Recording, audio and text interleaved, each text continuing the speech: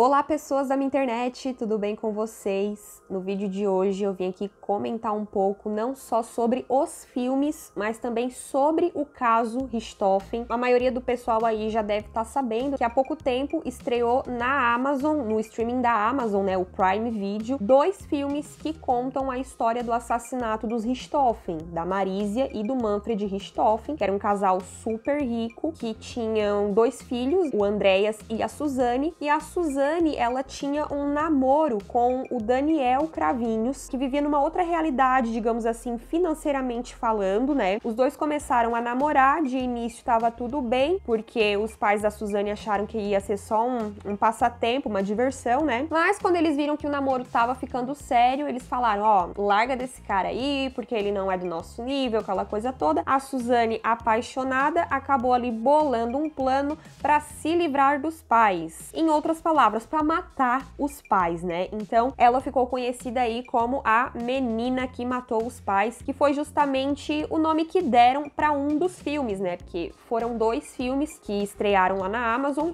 um contando a versão da Suzane e o outro contando a versão do Daniel. Quem matou, de fato, os pais da Suzane foram o Daniel e o Christian, que são irmãos, né? Daniel, namorado da Suzane, Christian, cunhado da Suzane. Mas quem arquitetou todo o plano, quem estava por trás desse assassinato, na verdade, era a Suzane. E assim, gente, essa semana, assim, eu tomei com ranço, eu nem ia fazer esse vídeo porque eu peguei ranço desse caso, tá? Sendo que é um caso, assim, que desde quando aconteceu, ele me chamou muita atenção e desde sempre, eu sempre pesquisava coisas sobre esse caso, entrevistas, matérias. E aí teve um tempo atrás que a Darkside Books, lançou esse livro aqui, ó, que se chama Casos de Família. Ele é um livro que ele foi escrito pela Ilana Casoy. Ela é especialista nesse assunto de true crimes, né, de crimes verdadeiros, serial killers, enfim. Até tenho outros livros aqui que foram escritos por ela também. Eu gosto muito desse tipo de livro. E esse livro aqui, ele conta, na verdade, a história ali do caso Richthofen, que é esse aí dos filmes, né,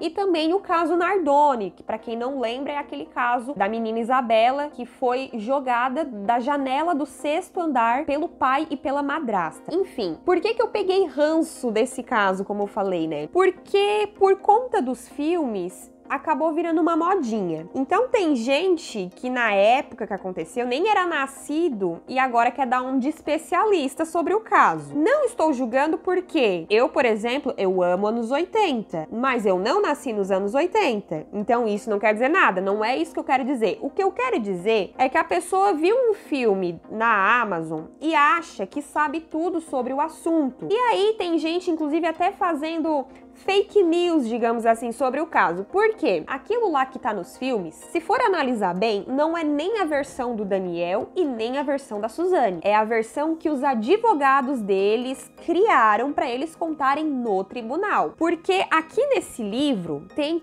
todos os detalhes de quando eles foram realmente pegos, né? Que a polícia falou, ó, a casa caiu, porque o primeiro a confessar o crime foi o Christian, o irmão do Daniel, né? E aí depois que ele confessou, a polícia chegou na Suzane e no Daniel e falou, ó, a casa caiu, é melhor vocês confessarem. E aí eles confessaram e contaram ali os detalhes e tudo mais. E assim, gente, pra quem leu o livro, fica muito claro que a Suzane, de fato, era a mandante ali do crime, digamos assim, né? Não estou querendo dizer que o Daniel é o santinho da história, como ele pinta lá no filme, porque pra quem viu os filmes, fica uma visão totalmente distorcida da história em vários aspectos, tá? Eu já vou falar um pouquinho mais sobre isso, porque eu tô me empolgando aqui, eu já tô falando um monte e eu nem chamei a vinheta ainda, né, tudo bom. Mas enfim, gente, então assim, eu vou entrar em maiores detalhes agora após a vinheta. Então se vocês gostarem do vídeo, não esqueçam de deixar o seu like, comentem aqui se vocês viram esses filmes e se vocês têm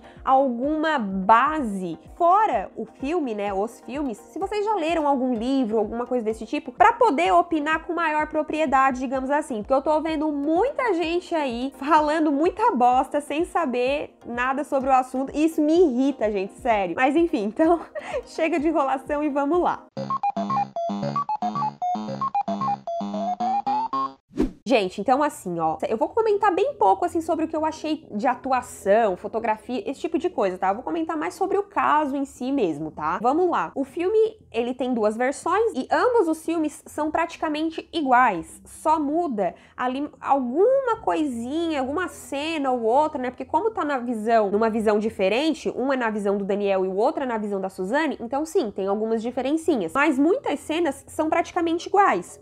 Por exemplo, tem uma cena lá que mostra a Suzane na casa do Daniel, eles almoçando, e aí chega o Christian e tal. Aquela cena em ambos os filmes é praticamente igual. Outra cena também muito parecida é quando a Suzane ganha um carro, né? Quando ela tá ganhando o carro ali, o Daniel tá junto com ela e tal, é praticamente a mesma coisa nos dois filmes. Muda algum detalhezinho ali ou outro, porque é aquela coisa que eu falei, né? Um é a versão do Daniel, outra a versão da Suzane. Beleza. Particularmente, eu assisti primeiro a versão do Daniel e depois a versão da Suzane. Eu assisti dessa forma porque peguei ali o primeiro que eu vi na frente e cliquei, tá? Eu vejo muitas pessoas perguntando isso. Ah, qual que é a ordem? Gente, não tem ordem. Na minha opinião, não tem ordem, tá? Porque é a mesma história, só que contada por pessoas diferentes, entendeu? Os filmes começam com eles chegando no tribunal e indo dar o depoimento. Aquele depoimento ali do dia do julgamento, tá, gente? Porque antes daquele depoimento ali, eles já tinham dado depoimento pra polícia. Quando a casa caiu pra eles tiveram que dar um depoimento lá na polícia também, revelando detalhes, né? Eles tiveram que fazer a reconstituição do crime, indo lá na casa dos Richthofen e tal, aquela coisa toda. Inclusive, nesse livro aqui tem fotos da reconstituição, tá? Esse livro aqui ele é muito completo, tá, gente? E assim, quando eles começam a contar, né, como eles se conheceram e tudo mais, aquela coisa toda, na versão da Suzane, dá a entender que ela era uma santa, e na versão do Daniel também dá a entender que ele era um santo. E aí, a impressão que eu tive vendo os dois filmes, eu não sei aqui se a galera aí vai estar ligada, mas sabe aquele seriado Um Maluco no Pedaço, do Will Smith? Tem um episódio, que eu não lembro muito bem o contexto, porque faz muitos anos que eu não vejo esse seriado, mas se eu não me engano, o Will e um amigo dele, eles fazem uma festa na piscina, enquanto o tio Phil não estava em casa. E aí parece que alguém reclama que tinha barulho, alguma coisa assim. E o tio Phil, pra quem não lembra, ou pra quem não sabe, ele é juiz. Eu sei que dá uma treta e eles vão pra um tribunal pra decidir ali quem é realmente o culpado da história. E aí cada um conta a sua versão. E aí na versão do Will, ele é super santinho, ele tá lá fazendo uma festinha super pacífica, cantando musiquinhas assim... Ai, como é que eu vou explicar, gente? Musiquinhas angelicais, vai. Eu vou botar esse termo porque agora não me vem nada melhor em mente. Tá, vamos lá.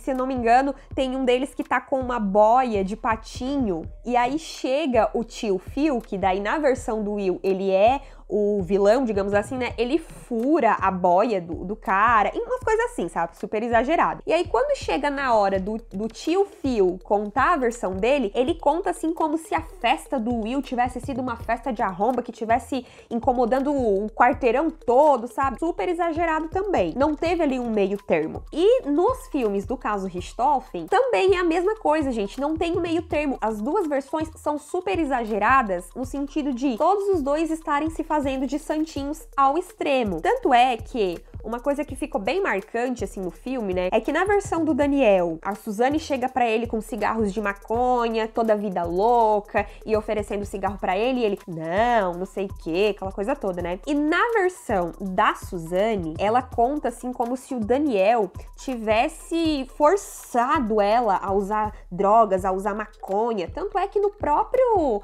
depoimento dela, no tribunal, ela fala, né, que no dia do crime, eu não sabia nem o que eu tava fazendo, porque eu estava muito maconhada. Ela fala uns termos assim. Então, um querendo jogar a culpa no outro, até nesse negócio aí de usar maconha e etc. Só que assim, gente, na realidade, o filme não mostrou uma coisa, acho que até em respeito ao Andreas, né, o irmão da Suzane, porque depois que aconteceu esse crime, o coitado, ele despirocou total, ele entrou de cabeça no mundo das drogas, né, enfim. Mas assim, o Andreas, o irmão mais novo da Suzane, ele também usava maconha junto junto com a Suzane e com o Daniel. E assim, se ele usava, provavelmente com o consentimento da irmã, né? Porque, gente, digamos que eu tenho um irmão de 15 anos e o meu namorado chega falando: ó, cunhadinho, vamos fumar um beckzinho aí. Eu, como irmã mais velha, eu iria falar: não vai oferecer cannabis pro meu irmão, entendeu? Se ele fumava, é porque a Suzane não tava nem aí, porque a Suzane gostava. Então, esse negócio de, ai, o Daniel induziu ela a usar drogas, ou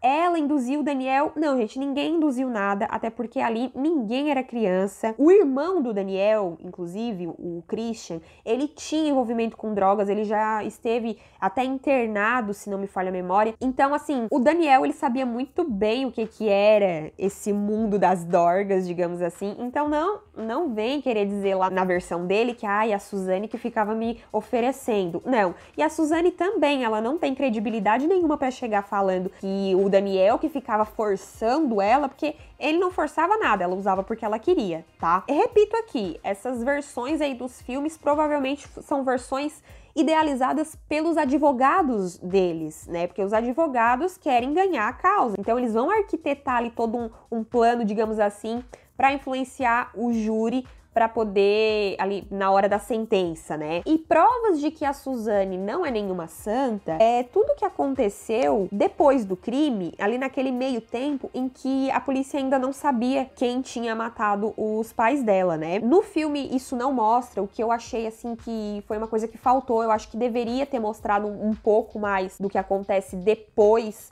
do crime, né? E não só aquela parte ali da versão deles no julgamento, né? Porque a Suzane liga pra polícia, né? Depois que aconteceu o crime ali, falando: ó, tava só meus pais em casa, cheguei agora, só que eu tô vendo aqui que a porta tá aberta, a luz tá acesa, então eu tô com medo de entrar. A polícia vai, chega lá, a polícia entra dentro de casa, vai lá no quarto dos pais dela, vê aquela tragédia, vão dar a notícia pra Suzane. A primeira reação dela não foi nem de desespero, nem de choque, nada disso, porque assim, quando a pessoa tem uma notícia dessas, ou ela vai ficar em choque, ou ela vai ficar totalmente desesperada, alucinada. E a Suzane não. Ela virou pro policial e falou tipo assim: tá, mas e agora? O que eu faço? Como é que eu devo prosseguir? Ela tava falando isso com relação à herança, bens, enfim, esses trâmites legais, entendeu? Ela não esboçou nenhum sentimento de, tá, peraí, como assim meus pais estão mortos? Né? Até porque ela já sabia, claro, e ela nem disfarçou. Outra coisa, depois que aconteceu ali o assassinato, tanto ela quanto o Andreas, o Daniel, mesmo que eles ainda não estivessem na lista de suspeitos, né? A polícia era obrigada a chamar eles na delegacia para depor. E aí, na delegacia, ela ficava lá se amassando, dando beijinho e bibibi bababá com o Daniel, como se nada tivesse acontecido e mostrando que ela estava até, de certa forma, feliz com aquilo ali que aconteceu. Eu falo feliz entre aspas, mas né? Não é entre aspas, não. Ela estava realmente feliz que os pais tinham morrido. Então, isso não mostra lá no filme. Então, quem não conhece a história a fundo, acha que ela realmente ficou triste. Nossa, né? Outra coisa, nesse meio tempo aí, começou a surgir, então, algumas desconfianças. Tudo levava a crer que quem cometeu aquele crime era alguém que conhecia muito a fundo a família, né? Então, só podia ser alguém ou ali da família, ou uma pessoa muito próxima, né? Então, com base nisso, a polícia começou a desconfiar da Suzane, Daniel, enfim, de alguém dali. E aí, uns 2 ou 3 dias depois, eles foram na casa da Suzane pra pegar mais algumas informações. E quando chegou lá, a Suzane demorou até um pouco a atender eles, porque ela estava se vestindo, né? Simplesmente pelo fato de que ela estava na piscina, dando uma festa na piscina, enquanto o cadáver dos pais mal tinha esfriado, digamos assim. A própria delegada conta que quando ela foi fazer ali uma vistoria, digamos assim, né, na casa, a Suzane com um cigarrinho na mão, aí não era cigarro de cannabis, tá, gente? Com cigarro, ela chegava mostrando, assim, os cômodos da casa como se estivesse fazendo uma tour. E aí, quando chegava lá no quarto dos pais, aqui foi o local onde aconteceu o assassinato, sabe? Apontando com o cigarro, tipo, ela não tava nem aí. Outra coisa que eu quero comentar também também, que tem muita gente falando por aí, é do fato de o Daniel ter comentado na versão dele que a Suzane supostamente sofria abuso do pai, né? Abuso sexual. E aí uma galera massacrando ele porque ele tava inventando aquela história toda e tal. Mas, gente, não é questão dele estar inventando a história. A questão é que a Suzane, de fato, falava isso pra ele pra manipular ele e pra ele ficar com raiva do pai dela e agir ali no plano. E assim, se fosse pra acreditar numa versão ali, eu acreditaria na versão do Daniel, porque a versão da Suzane, fora de cogitação acreditar naquilo ali, gente. Que fique claro que eu não estou aqui defendendo o Daniel, tá? Ambos são assassinos e ambos não merecem defesa de ninguém, além dos advogados deles, né? Por que eu estou falando isso, gente? Porque daí eu vejo as pessoas nas redes sociais, principalmente no TikTok. Ai, gente, o TikTok, ele tá insuportável esses últimos dias. Porque daí o pessoal fica postando videozinho lá, e aí quando eu vou ler os comentários, eu até me arrependo, né? Porque é um comentário mais idiota que o outro. As pessoas, tipo, falando coisa que não sabe, com base naquilo que viu no filme. Ai, porque eu achei desnecessário o filme inventar isso. Não, gente, não é invenção. Isso realmente é uma coisa que foi dita ali em algum momento da história deste casal, entendeu? Outra coisa também, no filme, na versão do Daniel, tinha ali algumas cenas que a Marisia e o Manfred apareciam, tipo, meio bêbados, assim, né? E aí eu vi um pessoal falando, ai, porque a mãe da Suzane era uma alcoólatra. Gente, esse negócio de a mãe da Suzane ser alcoólatra é tudo mentira. Mãe, pai da Suzane. Aqui nesse livro, inclusive, fala muito sobre isso. A Suzane, ela mesma fala que os pais dela gostavam de beber e que a mãe dela bebia até escondido do pai, umas coisas assim, sabe? Porque ela queria meio que causar ali uma má impressão dos pais, digamos assim. Só que foram interrogadas várias pessoas, lá no dia do julgamento mesmo, pessoas muito próximas, parentes, inclusive, que confirmaram que eles só bebiam socialmente, né, uma vez ou outra, e que eles não tinham o hábito de ficar bebendo assim em casa e de se embebedar. Então, as pessoas, elas estão julgando o caso com base naquilo que viram no filme, sendo que o filme é uma versão totalmente distorcida, que eu acredito, né, que os advogados criaram para tentar inocentar ali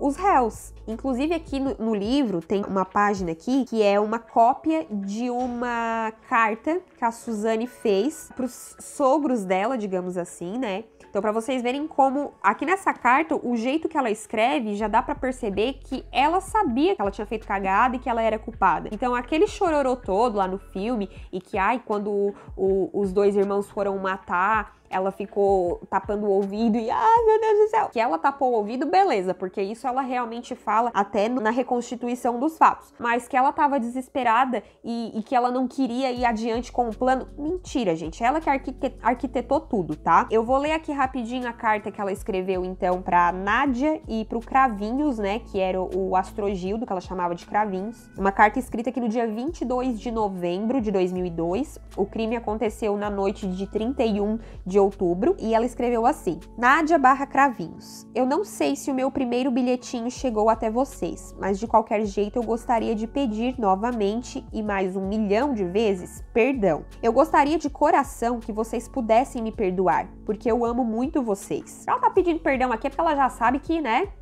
que ela tem culpa no cartório, né, gente? Eu sei que a barra não deve estar nem um pouquinho fácil pra vocês. Pra mim também não está. Mas eu gostaria muito que vocês me mandassem notícias de vocês. Como vocês estão de saúde, como está a dona Inês, enfim, alguma palavrinha. Se vocês não quiserem me escrever, mandem alguma notícia pelo advogado. Eu me preocupo muito com vocês. E se de alguma forma eu puder ajudar, não hesitem em pedir. Mesmo que vocês nunca mais queiram nem ouvir falar no meu nome, eu quero que vocês saibam que vocês moram e vão sempre morar no meu coração. Eu lhes desejo toda a sorte do mundo e, acima de tudo, muita força. Mandem um beijão para Dona Inês e um especialmente enorme e cheio de carinho para vocês. Nunca se esqueçam que eu amo muito vocês dois. Com carinho, Su. PS, mandem um super beijo pro Dandan e outro pro Cris. e, por favor, entreguem essa outra cartinha a ele. Obrigada, beijos, Su.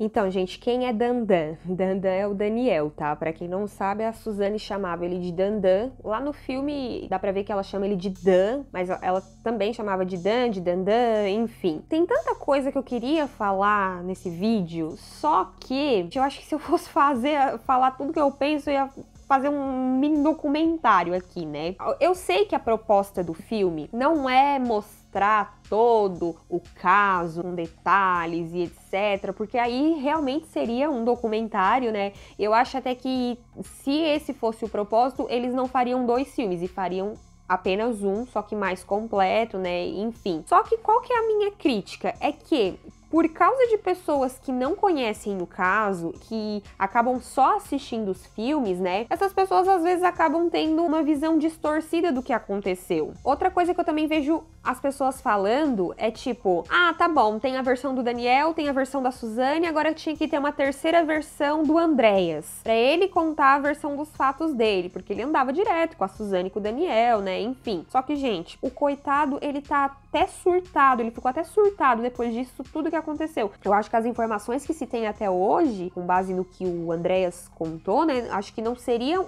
o suficiente para fazer um filme. E ele não tem condições de contribuir porque a vida dele tá totalmente desestruturada depois disso que aconteceu. Para quem não sabe, ele foi pego tentando pular um muro lá de uma casa porque ele tava drogado, entendeu? Ele foi internado numa clínica, enfim, tudo isso por consequência dos atos da irmã dele. Inclusive, apesar desse livro aqui ser muito completo, eu quero adquirir um livro que se chama Suzane, Assassina e Manipuladora, que foi escrito por um jornalista, que ele colheu depoimentos de várias pessoas, de mais de 100 pessoas que conviviam com a Suzane, e é um livro que ele aborda não só a parte ali do assassinato e tudo mais, mas também o que aconteceu depois, né, não só com a Suzane, mas também com o Daniel, com o Christian, enfim. Como eu falei no início, eu não ia falar sobre o filme, sobre a atuação, sobre fotografia, esse tipo de coisa, né, porque realmente eu queria falar mais sobre o caso mesmo, pelo fato de eu já ter lido este livro, eu sempre fui muito curiosa em saber detalhes sobre esse caso, não só sobre esse, né, mas outros casos que, como eu comentei, eu tenho outros livros que falam sobre serial killer e etc, né, enfim. Mas assim, falando bem resumidamente dos filmes, eu gostei, principalmente pelo fato de eles terem conseguido atores muito parecidos com os personagens da vida real, digamos assim, né? A Carla Dias, só de olhar pra cara dela, eu consigo enxergar a Suzane, até um sinal que ela tem aqui, né? Ficou meio parecido, se bem que o da Suzane é mais aqui, né? Mas assim, o Andréas muito parecido, Manfred, Marísia, o ator que conseguiram ali para fazer o Christian, eu achei sensacional, porque é muito parecido. Agora, o Daniel, vamos e convenhamos, né? Fizeram ali uma versão melhorada do Daniel, né? Porque o ator é muito mais bonito do que ele, total. E, inclusive, o ator que fez ali o Daniel, eu achei que não combinou tanto, porque o ator, ele tem um jeito mais de playboyzinho, digamos assim, e o Daniel, ele tinha um jeito mais desleixado, não sei se vocês conseguem me entender, mas o cara muito bom, atuou pra caramba, inclusive eu gostei mais da atuação dele quando ele era o vilão da história, digamos assim, né, que seria na versão da Suzane, do que quando era ele se fazendo de santinho ali, né. Recomendo aí pra quem quiser assistir os filmes e tirar suas próprias conclusões, mas fiquem cientes de que o que tá ali no filme, gente, não é nem 1/3 do que aconteceu de verdade. Eu não sei se ainda tem, mas uma vez tinha na Netflix um documentário que falava sobre vários assassinatos e tinha lá um episódio que era sobre o caso Richthofen. Vão estudar, vão ler livros, não fiquem se baseando apenas em videozinho que a galerinha faz no TikTok, porque TikTok agora virou assim, nossa, fonte de informação pra tudo, né? Só que vamos combinar que tá mais pra fake news do que informação, né? Tem sim lá um pessoal que faz uns vídeos bem bacanas, vídeos que a gente vê que realmente são informações verídicas, né, que a pessoa estudou pra fazer o vídeo, mas muita gente ali falando coisa que não sabe, e principalmente nos comentários. Quando eu abro os comentários, me dá até um ranço, assim, sabe? Então é isso, gente. Espero que vocês tenham gostado do vídeo. Provavelmente eu não falei tudo que eu queria falar, como eu já comentei aqui, né? Mas eu queria muito fazer um vídeo sobre isso pra dar aqui a minha opinião. Comentem aqui o que vocês acharam, se vocês já assistiram os filmes, ou se vocês já leram algum livro. Comente aqui também. E é isso aí, gente. Vamos interagir nos comentários, beleza? Então é isso, eu vou ficando por aqui. Tchau, tchau e até a próxima!